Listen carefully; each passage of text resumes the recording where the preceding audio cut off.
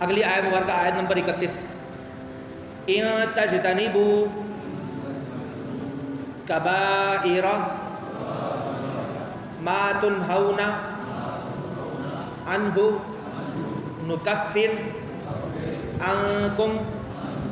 سیئاتکم وندخلکم مدخلا کریما۔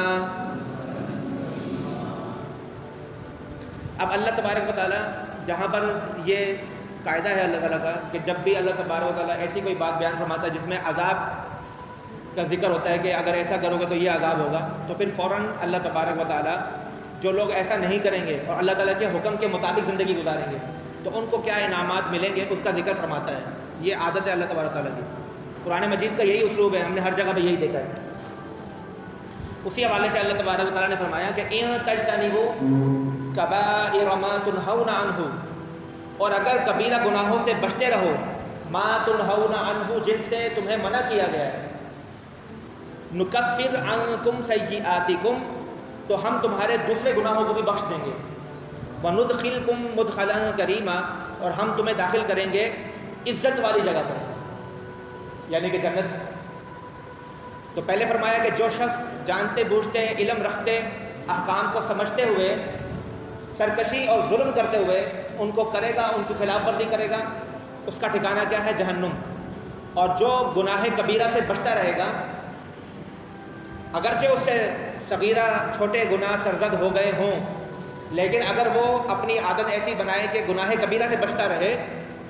تو اللہ تبارک و تعالیٰ کا فضل یہ ہوگا کہ گناہ کبیرہ سے بچنے کی وجہ سے اللہ تبارک و تعالیٰ اس کے صغیرہ گناہوں کو ویسے ہی معاف فرما دے گا اور اپنے فضل سے اسے جنت میں داخلہ عطا فرمائے گا۔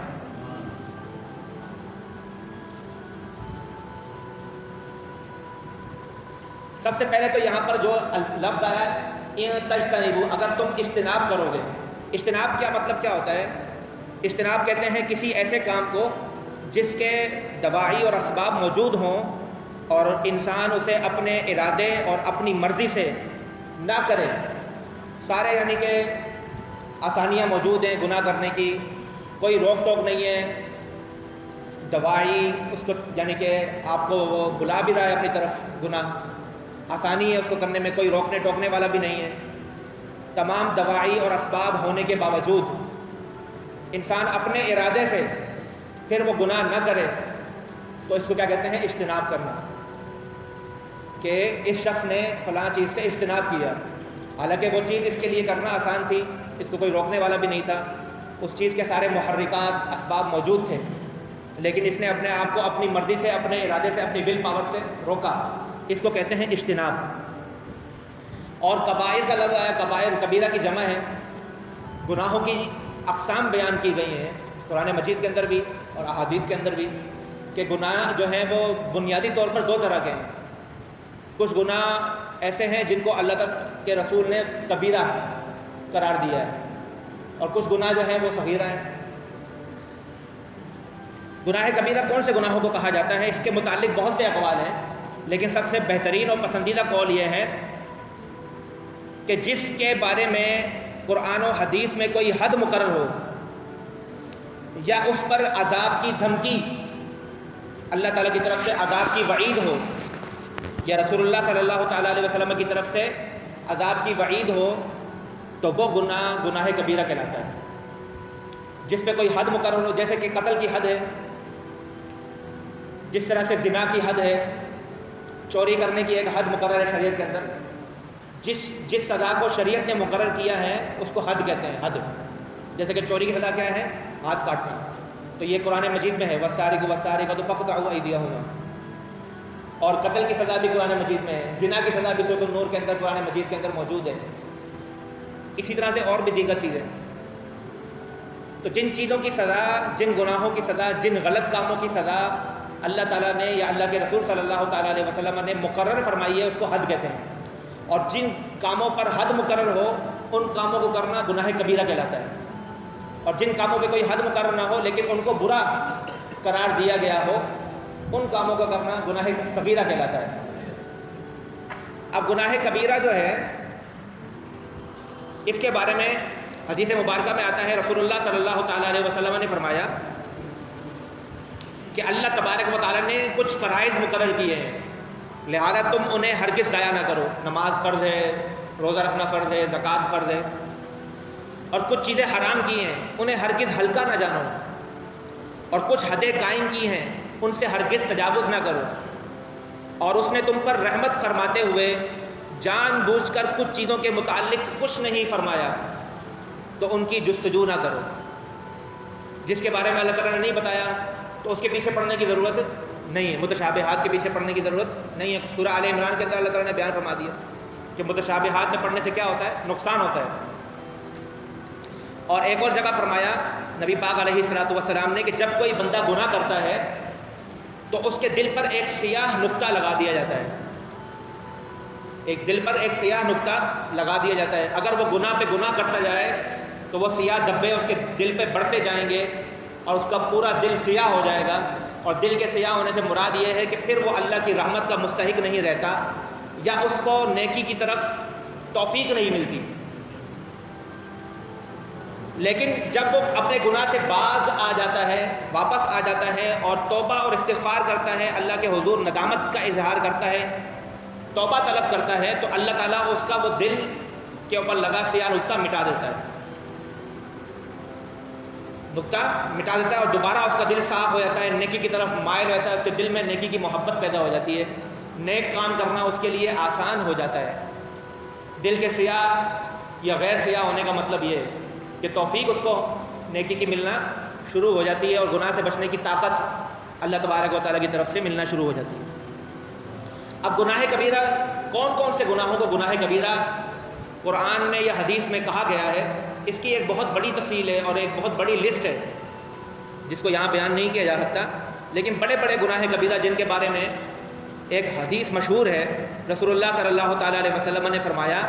کہ قیامت کے دن اللہ کے نزدیک سب سے بڑے گناہ یہ ہوں گے: نمبر 1، اللہ کے ساتھ کسی کو شریک کرنا، نمبر 2، کسی مسلمان کو ناحق قتل کرنا، نمبر 3، جنگ کے دوران جہاد سے فرار ہونا، نمبر 4، والدین کی نافرمانی کرنا، نمبر 5، پاک دامن عورتوں پر تہمت لگانا، نمبر 6، جادو کا سیکھنا یا سکھانا، نمبر 7، سود کا کھانا یا کھلانا، سود کا ادا کرنا یا سود کا لینا، نمبر 8، یتیم کا مال ناحق کھانا۔ یہ 8 چیزیں جو ہیں ان کے متعلق متعدد احادیث کے اندر مختلف طریقوں سے نبی پاک علیہ الصلوۃ والسلام نے توجہ دلائی ہے کہ یہ گناہ کبیرہ ہیں، ان سے بچنے کی شدید ضرورت ہے۔ باقی تو اس کے علاوہ بہت سے گناہ ہیں جن کو گناہ کبیرہ میں شمار کیا گیا ہے، اور علماء کرام یہی کہتے ہیں کہ ہر گناہ کو گناہ ہی سمجھو، اس کو ہلکا سمجھ کے کرنا بھی گناہ کبیرہ ہوتا ہے، کسی چھوٹی چیز کو ہلکا سمجھ کے کرنا بھی گناہ کبیرہ بن جاتا ہے۔ جھوٹ بولنا گناہ ہے، حسد کرنا گناہ ہے، غیبت کرنا گناہ ہے، بہت ساری باتیں ہیں جو کہ قرآن و حدیث میں بیان کی گئی ہیں۔ جی 8، یہ حدیث کے اندر 8 آئے تھے، سنن کبریٰ کی یہ حدیث ہے، امام بیہقی نے اس کو روایت کیا ہے۔ 8 میں یہ ہے کہ پہلا ہے شرک کرنا، گناہ ہے کسی مسلمان کو ناحق قتل کرنا، راہ خدا میں جب جہاد چل رہا ہو تو جہاد سے فرار کرنا، والدین کی نافرمانی کرنا، 5واں ہے عورت پر تہمت لگانا، پاک دامن عورت ہو اس پر جھوٹی تہمت لگا دی جائے، 6واں ہے جادو کا سیکھنا یا سکھانا، 7واں ہے سود کا کھانا یا کھلانا یعنی سود دینا یا سود لینا، اور 8واں ہے کسی یتیم کا مال ناحق کھانا۔ یہ سارے کے سارے جو ہیں گناہ کبیرہ ہیں، ان میں سے ہر ایک کی الگ الگ قرآن مجید میں آیات موجود ہیں جہاں پہ اللہ تبارک و تعالیٰ نے الگ سے بیان فرمایا کہ یہ گناہ کبیرہ ہیں۔ ہم نے سورۃ النساء کے شروع میں پڑھا کہ یتیم کے مال کے بارے میں اللہ تعالیٰ نے کیا فرمایا کہ جو یتیم کا مال کھاتا ہے وہ اپنے پیٹوں کو آگ سے بھرتا ہے، فی بطونہم نارا، اپنے پیٹوں کے اندر آگ کو داخل کر رہا ہوتا ہے، تو یہ بھی ایک وعید ہے، گناہ کبیرہ ہو گیا۔ اور اللہ تبارک تعالیٰ نے فرمایا کہ ان تجتنبوا کبائر ما تنہون عنہ، اگر تم اجتناب کرتے رہو گے بڑے بڑے گناہوں سے، ما تنہون عنہ، جن سے تمہیں روکا گیا ہے۔ اس سے پتہ چلا کہ بڑا گناہ وہ ہوتا ہے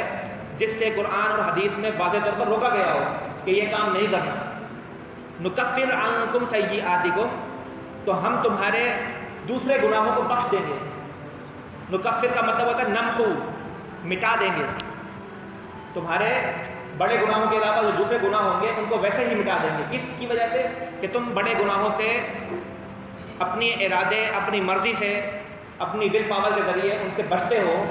اس کا صلہ یہ اللہ تعالیٰ دے گا کہ چھوٹے چھوٹے جو گناہ ہوں گے وہ ویسے ہی تمہارے